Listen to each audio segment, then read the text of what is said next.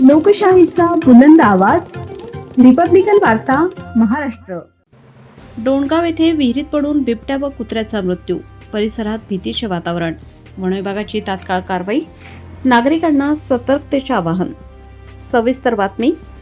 चांदवड तालुक्यातील डोणगाव येथे उघड्या शेतातील विहिरीत पडून नर बिबट्या आणि एका कुत्र्याचा मृत्यू झाल्याची धक्कादायक घटना समोर आली आहे. ही घटना दिनांक 24 एप्रिल रोजी सकाळी उघडकीस आली असून त्यामुळे परिसरात भीतीचे वातावरण निर्माण झाले आहे. डोणगाव येथील शेतकरी गोरख शंकर जेजुरे यांच्या गट क्रमांक 290 मधील विहिरीत ही घटना घडली. घटनेची माहिती मिळताच चांदवड वनपरिक्षेत्र अधिकारी विशाल कुटे यांच्या मार्गदर्शनाखाली वन विभागाच्या पथकाने तात्काळ घटनास्थळी धाव घेतली. पथकाने विहिरीतून बिबट्याचा मृतदेह बाहेर काढला. प्राथमिक अंदाजानुसार बिबट्या हा कुत्र्याचा पाठलाग करत असताना तोल जाऊन विहिरीत पडला असावा. दोन्ही प्राणी विहिरीत मृत अवस्थेत आढळून आले. या घटनेमुळे परिसरातील नागरिकांमध्ये भीती आणि चिंतेचे वातावरण पसरले आहे.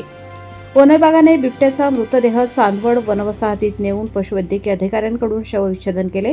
त्यानुसार बिबट्याचे वय अंदाजे 3 ते 4 वर्ष असल्याचे स्पष्ट झाले आहे. पुढील कार्यवाही शासकीय नियमानुसार सुरू असल्याची माहिती अधिकाऱ्यांनी दिली.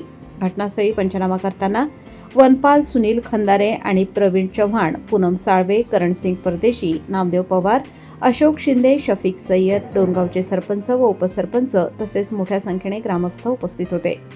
दरम्यान वन्यप्राणी मित्र भागवत झालटे यांनी नागरिकांना सतर्कतेचा इशारा दिला आहे.